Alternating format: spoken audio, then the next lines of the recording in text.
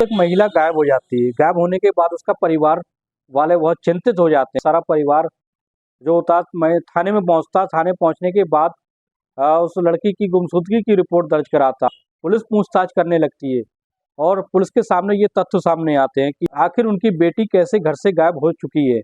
दोस्तों, जब उसके पति से पूछताछ की जाती है तो पुलिस को ऐसे तथ्य सामने आते हैं जिसको सुनकर पुलिस हैरत में पड़ जाती है कि पुलिस जो होती है उस महिला के पति की बातों को सुनने के बाद हैरत बहुत ही ज्यादा आश्चर्य में पड़ जाती है कि आखिर ये कैसे हो सकता है। उसका पति पुलिस को ले जाकर अपने घर पर बताता है कि उसकी पत्नी पहले तो बाथरूम में गई थी, बाथरूम में जाने के बाद फिर किचन में गई थी और किचन में जाने के बाद उसको कुकर के रास्ते से, यानी कुकर के रास्ते से वो यहाँ कमरे से बाहर चली गई।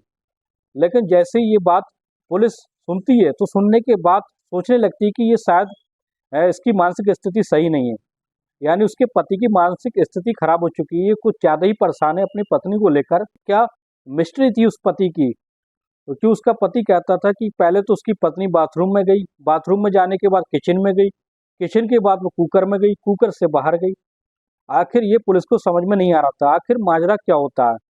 दोस्तों, सच्ची घटना हम आपको बताने जा रहे हैं। सुनने के बाद आपके पैरों के नीचे की जमीन खिसक जाएगी, आपके रोंगटे खड़े हो जाएंगे।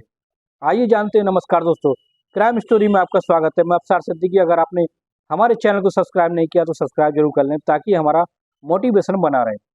दोस्तों, ये सच्ची कहानी, ये सच्ची घटना हम आपको बताने जा रहे हैं। ये तेलंगाना के हैदराबाद के थाना मीरगेट की रहने वाले थाना मीरगेट का रहने वाला एक परिवार, जिसमें एक रिटायर आर्मी ऑफिसर गुरुमूर्ति नाम के एक व्यक्ति होते हैं और उनकी पत्नी होती है। ये वाक्य जो होता है 16 जनवरी 2025 का।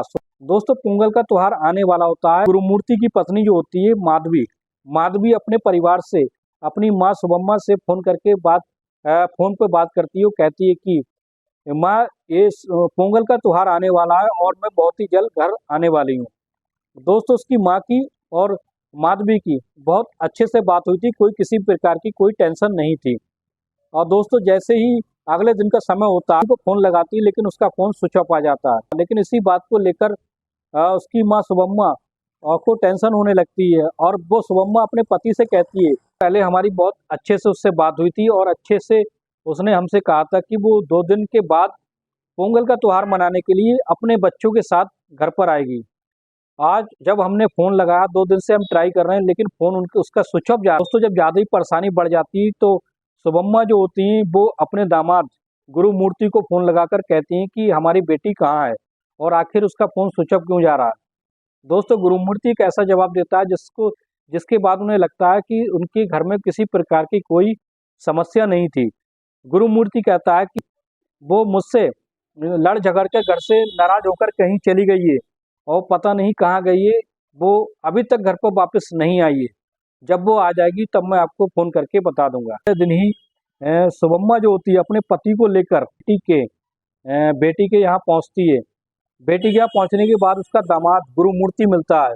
गुरुमूर्ति को लेकर वो थाने में जाकर रिपोर्ट दर्ज कराते हैं। जैसे ही गुरुमूर्ति और वहाँ पर थाने में बैठे होते हैं, पुलिस इससे इंक्वायरी करने लगती है, उसके पति से पूछने लगती है कि बेटी माधवी है कहाँ, आखिर तुमने उसकी रिपोर्ट दर्ज, इनकी गुमशुदगी की रिपोर्ट दर्ज पहले क्यों नहीं कराई, वो 2 दिन से लापता है।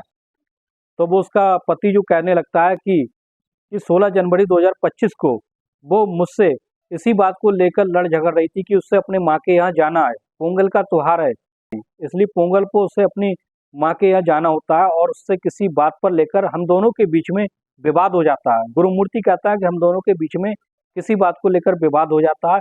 विवाद होने के बाद वो लड़ झगड़ कर कहीं चली गई थी, नाराज होकर चली गई है, अभी तक नहीं आई है। दोस्तों, फिर क्या होता है, पुलिस जो होती है घटना की छानबीन करने लगती है, जांच पड़ताल करने लगती है। हर जगह तलाश करने के बाद पुलिस के हाथ कोई सुराग नहीं लग पाते हैं। लेकिन फिर क्या होता है, पुलिस जो होती है सीसीटीवी कैमरों को तलाशने लगती है, फुटेज को खंगालने लगती है। दोस्तों, एक ऐसी तस्वीर सामने आती है जिसमें गुरुमूर्ति की पत्नी माधवी के अंदर जाती हुई तो दिखी है, लेकिन घर से निकलती हुई नहीं दिखती है।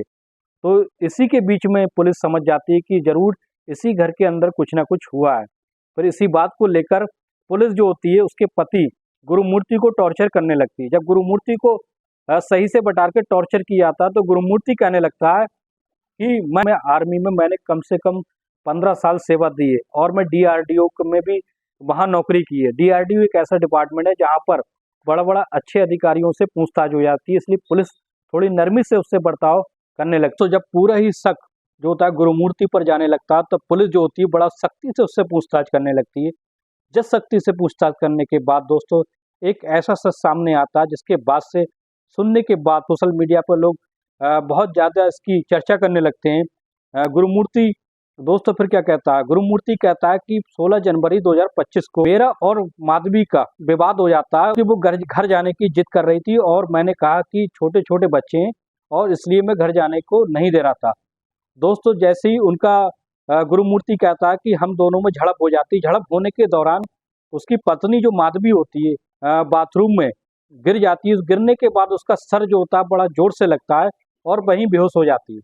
बेहोश होने के बाद गुरुमूर्ति कहता है कि मैं बाहर चला जाता हूँ और फिर उसके बाद लगभग 1 घंटे के बाद जैसे ही मैं वापस आता हूँ उस पर, तभी मैं देखता हूँ कि वो उसी हालत में वैसे ही माधवी लेटी हुई है।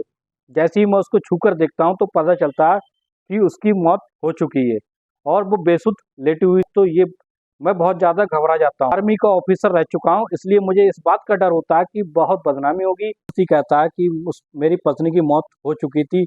अब तो मुझे इतना डर सताने लगा था, मुझे रेपुटेशन की बहुत चिंता होने लगी थी। ले जाकर वहाँ पर किचन में ले गया, ले जाने के बाद उसके छोटे छोटे टुकड़े किए, ग्राइंडर से पीसा। ग्राइंडर से पीसने के बाद कुकर में कुछ पार्ट्स को, कुछ मांस के टुकड़ों को उबाला। लगभग ये प्रोसेस उसका 36 घंटे से 72 घंटे तक चला। 72 घंटे के बाद मैंने उन टुकड़ों को ले जाकर एक पास की झील में, लगभग 10 किलोमीटर दूर पर एक झील थी, वहाँ पर ले जाकर फेंक दिया। दोस्तों जब ये सारी बात की घटना, सारी सच्चाई पुलिस के सामने आ जाती है, पुलिस के तो रोंगटे खड़े हो जाते हैं। दोस्तों क्या होता है, फॉरेंसिक टीम को बुलाती है, फॉरेंसिक टीम से जांच कराती है। जिस झील में उसने मांस के टुकड़े फेंके थे उस टुकड़ों की छानबीन कराती है, पुलिस गोताखोरों को भेजती है, लेकिन कहीं पर किसी प्रकार का कोई सुराग नहीं मिल पा रहा था। आखिर सच्चाई थी क्या? तो आखिर गुरुमूर्ति कितना सच बोल रहा है, कितना झूठ बोल रहा है, इस बात की पुष्टि नहीं हो पा रही है। लेकिन दोस्तों सच यही है कि गुरुमूर्ति ने अपनी पत्नी का खून किया है, अपनी पत्नी को मारा है, उसने अपनी पत्नी को मौत के घाट उतारा है। दोस्तों पुलिस के लिए केस बहुत सरदर्दी का बन चुका है, लेकिन जो गुरुमूर्ति कह रहा है क्या उसकी बात में ही सही है? दोस्तों इन्हीं तथ्यों को मानकर गुरुमूर्ति को पुलिस ने अपनी हिरासत में ले लिया है।